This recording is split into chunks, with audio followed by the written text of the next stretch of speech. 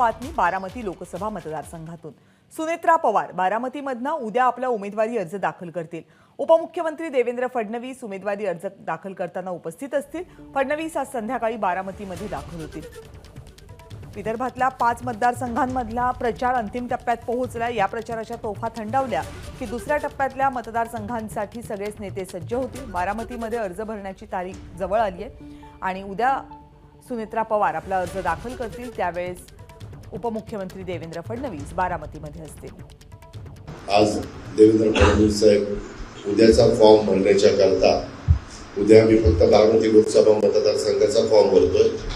उद्याचा फॉर्म भरण्याच्या करता रात्री ते येत आहेत। रात्री काही इतर पण काही मीटिंग आहेत की एकंदरीत महायुतीच्या जास्तीत जास्त जागा निवडून येण्याच्या दृष्टिकोनातून त्यांची काय आखणी आणि पुढची काय पावलं अशा पद्धतीचं ते आहे।